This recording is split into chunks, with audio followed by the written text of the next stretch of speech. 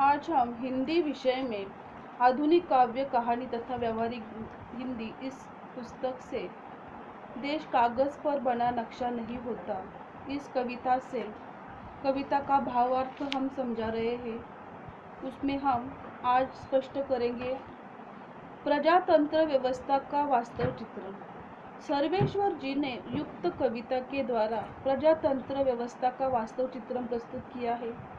लोग कितने ढोंगी और विश्वासघाती होते हैं, इनका वास्तव चित्रण उक्त कविता के द्वारा स्पष्ट किया गया है। अंततः अपनी कविता के द्वारा सर्वेश्वर जी का प्रशासन, सत्ता, व्यवस्थापन पर प्रहार करते हुए प्रजातंत्र के नाम पर चल रही बेईमानी को उजागर भी किया है। स्वतंत्रता के बाद आज़ादी के इतने वर्षों में हमारे राष्ट्र के नेताओं ने हमारे राष्ट्र और समाज में अनैतिक सांप्रदायिक वर्ग विभाजन, भ्रष्टाचार और अन्याय को इतना बढ़ावा दिया है कि समाज के गरीब और सर्व परिस्थिति की या सर्व स्तर के जो सामान्य जनता का कोई अस्तित्व ही नहीं है।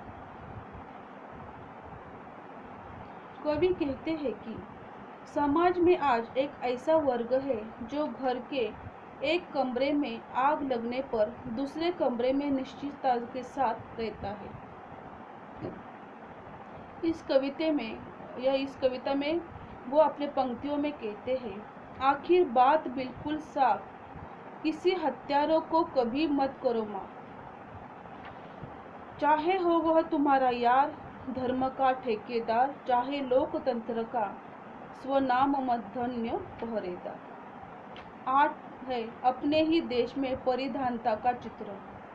सर्वेश्वर जी ने अपनी कविता के माध्यम से प्रशासन और शासन तंत्र की योजनाओं और कार्य पद्धतियों पर व्यंग किया है।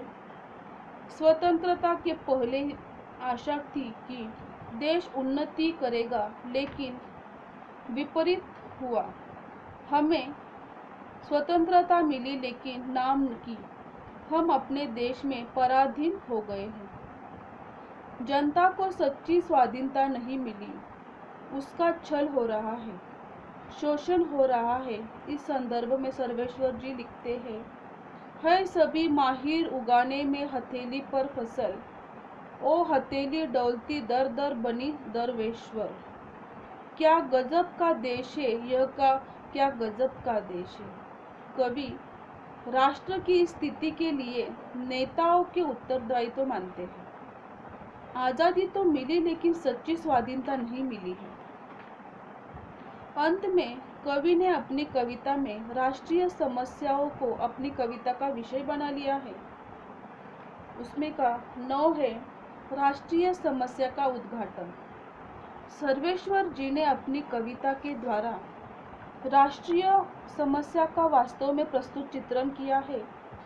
कवि कहते हैं कि लकड़बग्गे रूपी व्यक्ति घात में बैठ हो और लोकतंत्र अपने पालने में है। देश की समस्या से बचना होगा क्योंकि राष्ट्रीय अखंडता और मनुष्यता को खंडित होने नहीं देता है। इस तरह सर्वेश्वर जी ने अपनी कविता में देश की समस्याओं का चित्रण विचार व्यक्त किया है।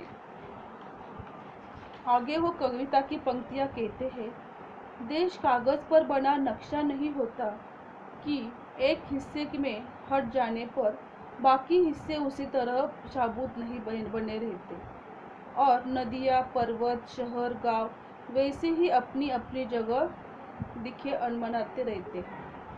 सर्वेश्वर जी ने अपनी कविता में लोकतंत्र के नाम पर अपना स्वार्थ देखते हुए राजनैतिक दलों को स्वार्थी प्रवृत्ति पर आक्षेप या आक्षेप लेते हुए कहा है कि लोकतंत्र को जूते ही तरह लाठी में लटकाए भागे जा रहे हैं सभी सीना फुलाए।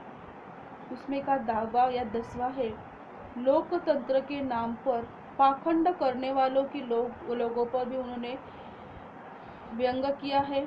वर्तमान युग में शासन वर्ग समाज में निम्न वर्ग किसानों,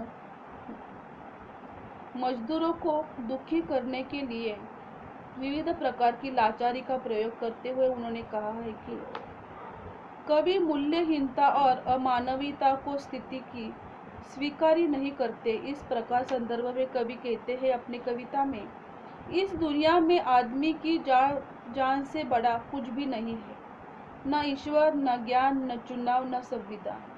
तो इस कविता का निष्कर्ष उन्होंने कहा है कि प्रस्तुत कविता के द्वारा कवि ने योगीन परिस्थितियों का वास्तव में चित्रण किया है। इस तरह से दीर्घोत्तरी प्रश्न का उत्तर या भावार्थ यहाँ पे समाप्त होता है। तो अगले सेशन में हम ससंदर्भ वाक्य और कविता की रचनाएं यह भाग का अध्ययन करेंगे। धन्यवाद।